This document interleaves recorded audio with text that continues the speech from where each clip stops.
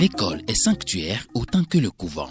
Le gouvernement du président Patrice Talon l'a compris depuis son installation en 2016, au point d'en faire une priorité de son action.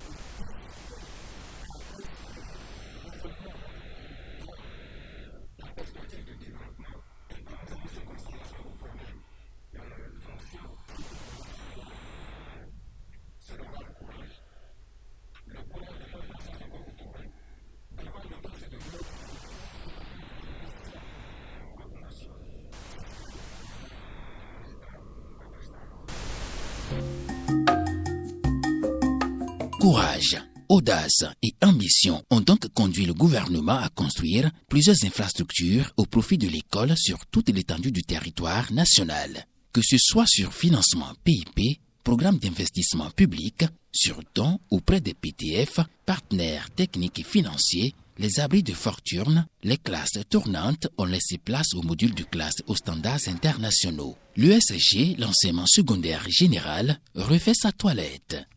Il y avait des salles volantes et on négociait des salles avec l'aide des élus locaux et c'est comme ça on gérait la situation. Mais depuis la construction de ce module, tous les cours se font à l'interne et nous ne nous déplaçons plus.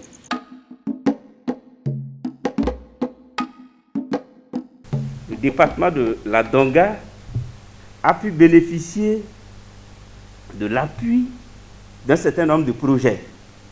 Il y a le PASB qui a permis donc au département de la Donga d'obtenir 8 modules de 4 salles de classe entièrement équipés. 8 blocs donc de latrines de 4 cabines. Sur le terrain aujourd'hui, il est heureux de constater que à travers les différents projets, notamment le projet SENS, le projet soutien à l'enseignement secondaire, et des modules de salles de classe sont en train d'être construits. Et dans le département du Borgou, nous avons identifié un certain nombre d'établissements qui en avaient fortement besoin. Et au nombre de ces établissements, il y a le CEG Okidama, le CEG Nima, le CEG Tourou. À la date d'aujourd'hui, je peux vous dire que les travaux sont suffisamment avancés et très prochainement, ces travaux vont être achevés au grand bonheur de nos apprenants.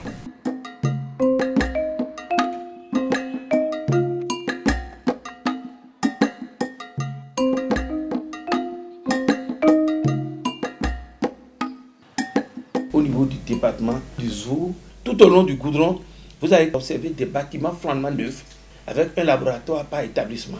Nous avons 360 cabines de latrines qui vont accompagner ces 180 salles de classe qui seront équipées avec 4500 tables bancs. À partir de l'année prochaine, nous allons faire dos, et je crois définitivement, à ce phénomène d'effectif pléthorique. Effectif pléthorique qui fait que le génie béninois a trouvé la formule de classe tournante. Donc, l'augmentation du nombre de salles de classe, l'augmentation du nombre de tables bancs, du lieu d'aisance, de la précarité des enseignants à la sédentarisation, à la sécurisation des revenus de ces enseignants, nous permet de mettre les enfants dans de bonnes conditions de travail. Nous avions effectivement une infrastructure en construction, c'est un module de 4 salles de classe. Et c'est dans le cadre, bien sûr, donc, de la construction des modules de salles de classe dans les établissements. Le CEG Mourion en a bénéficié. Et ça nous permettra, bien sûr, de recaser donc, nos enfants parce que pour l'année passée, j'ai eu 4 classes volantes. Avec l'arrivée donc, de ces 4 salles de classe, je crois que ça pourra véritablement résoudre un tant soit peu le problème donc, de classes volantes.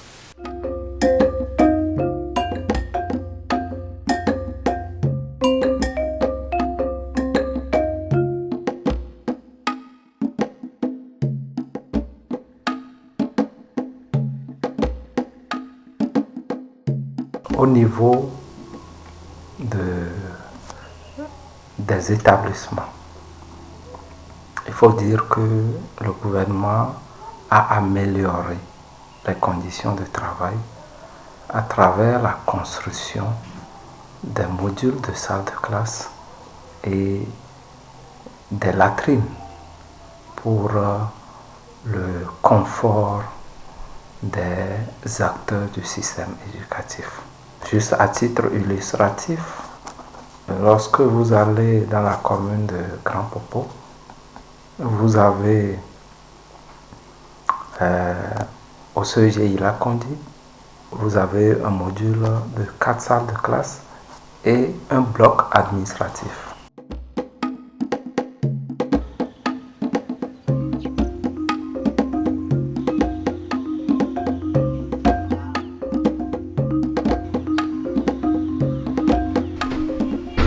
Le projet d'appui à l'enseignement secondaire au Bénin, qui est un projet phare du gouvernement, accompagne le ministère sur les questions d'accès, sur les questions de qualité de l'offre éducative et sur la gouvernance scolaire.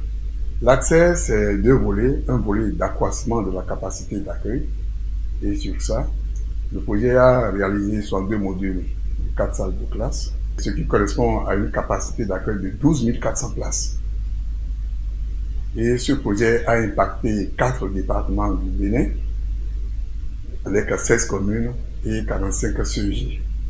Et ce sont les départements de l'Atlantique, du littoral, de l'Atakura et la Donga.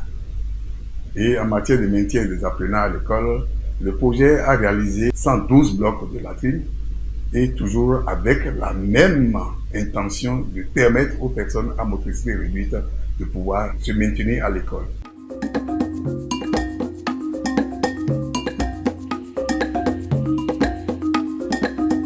Le projet SENS, c'est le projet soutien à l'enseignement secondaire, un projet financé par l'Agence française de développement et pour le ministère des enseignements secondaires, techniques et de la formation professionnelle.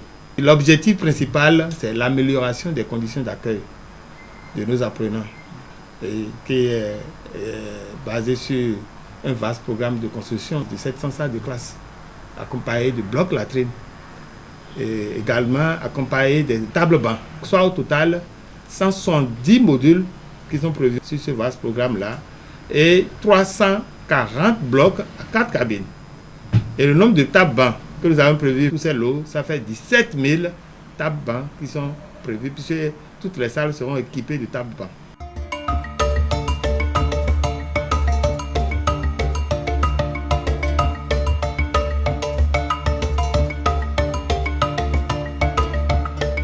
Outre les infrastructures du secondaire général, le gouvernement du président Patrice Talon a révolutionné l'enseignement technique et la formation professionnelle. Plusieurs lycées ont vu le jour, les anciens réhabilités avec une stratégie pour l'EFTP. Nous avons élaboré une stratégie pour relancer le sous-secteur de l'enseignement et la formation technique et professionnelle, qui a été présentée aux partenaires, ensuite au gouvernement, et qui a eu des promesses de financement qui s'élèvent environ à 323 milliards de francs CFA. La stratégie nationale de l'enseignement et la formation technique et professionnelle stipule que la formation doit être professionnalisée.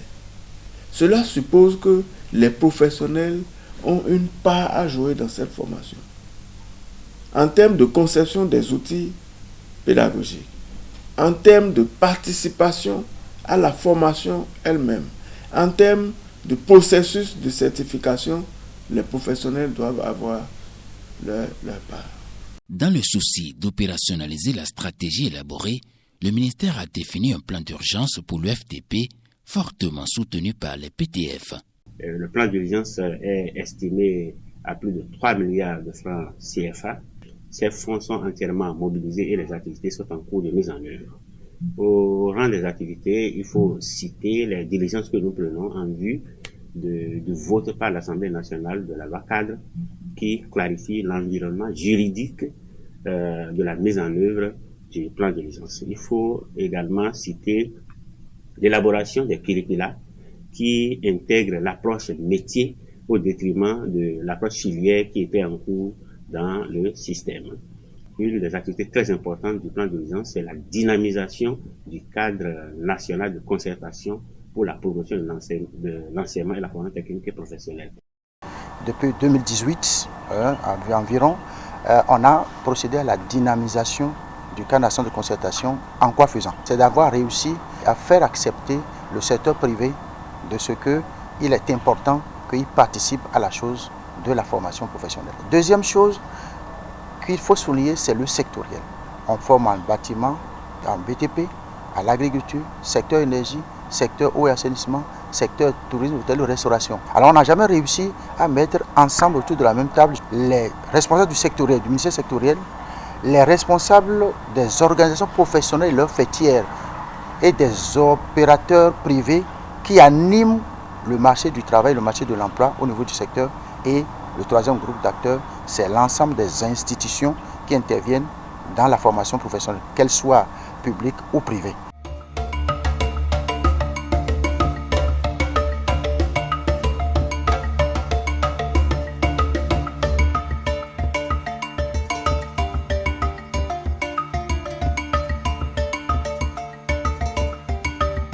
De même, des lycées thématiques sont en construction pour offrir de la ressource humaine de qualité aux ambitions du gouvernement qui mobilise déjà les financements auprès des PTF pour la mise en place des projets structurants de l'UFTP. Il s'agit ici de moderniser, construire ou reconstruire 4 lycées techniques pour les transformer en des lycées techniques thématiques de référence et réhabiliter 3 centres de formation professionnelle. Nous avons fini l'instruction d'un projet de 78 millions de dollars, donc près de 46 milliards de francs CFA dans les secteurs de l'agriculture et de l'énergie qui vont impacter 9 lycées techniques du pays. Ça n'a été jamais fait par le passé. Notamment, nous aurons 5 lycées techniques agricoles qui seront significativement impactés avec des dispositifs de mise en cohérence maintenant de nos infrastructures où nous allons mettre en place maintenant des départements, d'accord, sur la base des filières. Et après ça, il y a tout le côté gouvernance qui est aussi en jeu et tout le côté offre de formation qui est aussi en jeu. L'Agence française de développement, avec qui nous sommes en train de finaliser aussi l'instruction d'un projet de 20 millions d'euros, ce qui nous fait environ presque 13 milliards 5 de francs CFA, et là notamment dans le secteur de l'agriculture, en ciblant les pôles de développement agricole qui sont situés dans le nord. Et là aussi, nous aurons la possibilité aussi de mettre en place un nouveau lycée technique agricole, notamment dans la région de Malanville. À l'heure où le numérique dynamise les domaines de la vie humaine, l'école béninoise se retrouve face au défi d'acclimatation technologique. Le Bénin numérique, voulu par le président Patrice Athanase Guillaume Talon, a alors reçu un écho favorable auprès de son ministre des Enseignements secondaires, techniques et de la formation professionnelle, Maouyon Kakbo.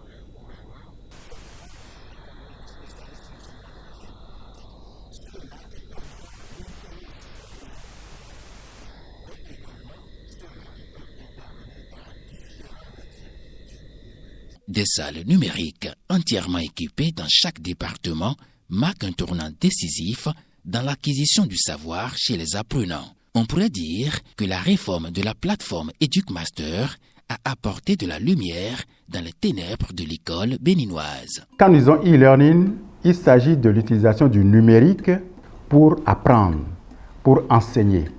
Et au niveau des établissements, nous avons ce que nous appelons les salles multimédia. Et ces salles multimédia sont équipées aussi de panneaux solaires pour être complètement autonomes. La réforme e-résultat consiste à la mise en place pour les citoyens d'une plateforme. Cette plateforme permet à tous les parents d'élèves, même aux élèves, à tous les citoyens, de se connecter pour avoir les résultats de leurs enfants. Et ce n'est pas seulement les résultats du BPC et du bac, mais c'est tous les examens et tous les concours qui se déroulent sur le plan national. Chaque fois que je sais que j'ai cours de philo, je suis content. Je suis très content parce que on viendra dans la salle numérique, pas simplement parce que ici est cool, mais parce qu'on retient mieux quand c'est avec des images. On sait beaucoup plus ce qu'on fait.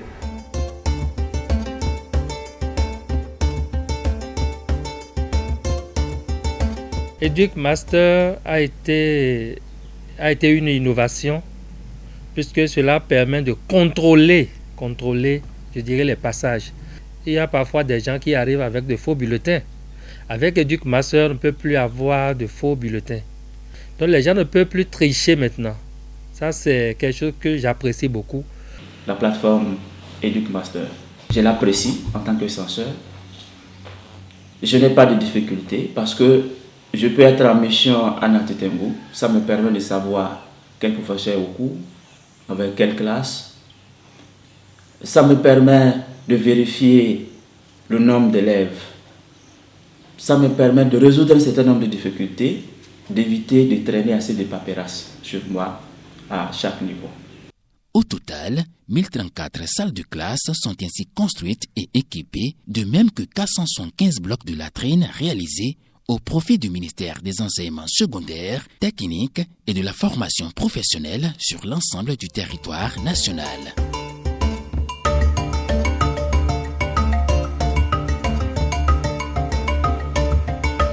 Au cours des 4 dernières années, le gouvernement du Bénin a opté pour l'amélioration des performances du secteur de l'éducation. À travers l'axe stratégique 5 de son programme d'action, plusieurs réformes et innovations majeures ont métamorphosé l'environnement d'apprentissage dans le sous-secteur de l'enseignement secondaire, technique et de la formation professionnelle. De la DIPIC, Direction de l'inspection pédagogique, des innovations et de la qualité, ORIAP, réseau d'encadrement et d'animation pédagogique délégué, en passant par l'INIF-RCF, l'Institut national d'ingénierie de formation et de renforcement des capacités des formateurs, la lettre de mission et le modèle de collège, les chantiers ouverts sont énormes et parlent d'eux-mêmes. Dans l'enseignement secondaire général, il y a eu le renforcement des capacités de 1000 enseignants, notamment dans les disciplines scientifiques. Dans cette même perspective, il y a eu la relecture qualitative des différents curricula de formation et en même temps des guides et les programmes d'études. S'agissant de l'enseignement technique et de la formation professionnelle, l'Institut national d'ingénierie de formation et de renforcement des capacités des formateurs a élaboré, en référence aux objectifs du plan d'urgence, les curricula pour le compte des lycées techniques et des centres de formation et d'apprentissage. À ce sujet, plusieurs programmes ont été élaborés, entre autres les programmes en mécanique automobile, en carrelage, en menuiserie, en maçonnerie, en génie civil, en froid et climatisation, et j'en passe, accompagnés du renforcement des capacités des enseignants dans ces différents métiers. La direction générale, c'est la direction de l'inspection pédagogique de l'innovation de la qualité. Cette fois-ci, il y a des démembrements que nous appelons inspection pédagogique déléguée, qui sont maintenant logés au niveau des directions départementales. Donc, cette fois-ci, il y a un rapprochement, un contrôle de proximité. C'est pour ça d'ailleurs que la DPIC a changé de formule d'intervention.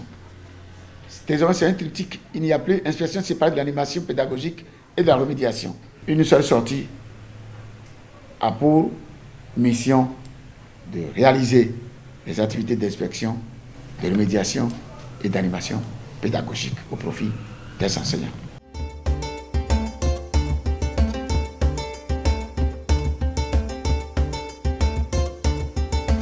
L'école de qualité repose également sur la qualité des enseignants.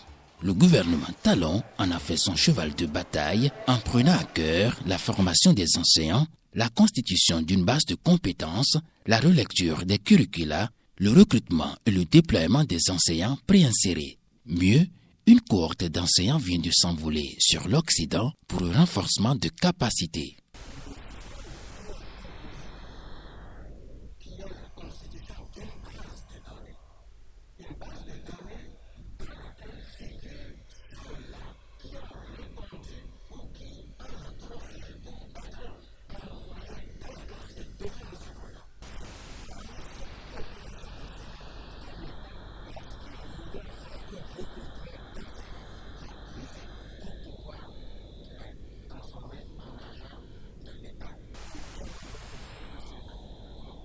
Je vais dire que le bilan est globalement positif. Au niveau de l'enseignement secondaire, technique et de la formation professionnelle, nous avons eu en tout un peu plus de 14 800 enseignants, un peu moins de 15 000, qui ont presté cette année dans les établissements scolaires de tout le territoire, du nord au sud. Et nous avons à peu près 916 établissements dans lesquels ces aspirants ont eu à travailler. Ce personnel, qui est quand même important, a été payé.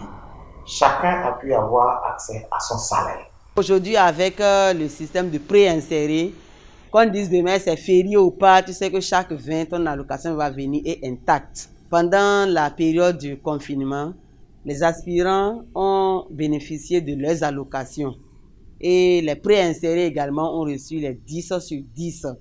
L'alphabétisation, jadis parent pauvre du système éducatif, retrouve ses beaux jours. Grâce à ses aspects fonctionnels, l'éducation non formelle se met désormais au service de la croissance économique du Bénin. Pour toute politique, il faut des moyens. Et justement, le gouvernement de la rupture a fait cet effort de revoir à la hausse les fonds mis à la disposition de l'alphabétisation dans notre pays. Et cette augmentation est de 16%. Au titre de 2020, le budget destiné à l'alphabétisation est de 724 395 000 francs. Cela implique la conception de nouveaux ouvrages. Donc, nous sommes passés des ouvrages classiques, les syllabaires, les calculaires, à des ouvrages qui intègrent désormais d'autres enseignements. Donc, c'est une lutte contre l'illettrisme qui permet un développement économique. L'éducation n'est pas qu'instruction. Le ministère l'a si bien compris au point d'intégrer à ses politiques l'éducation à la santé sexuelle. Le taux criard des grossesses en milieu scolaire lui en donne d'ailleurs toute sa motivation. En 2016-2017, nous avons eu 3045 cas de grossesse en milieu scolaire. Et c'est à partir de là que nous avons pris la décision d'élaborer un programme sur l'éducation à la santé sexuelle. Et nous avons mis effectivement en œuvre ce programme qui nous a donné des résultats vraiment concluants. En 2017-2018, nous avons eu 2912 grossesses en milieu scolaire. 2018-2019, il y a eu 1122 cas de grossesse en milieu scolaire.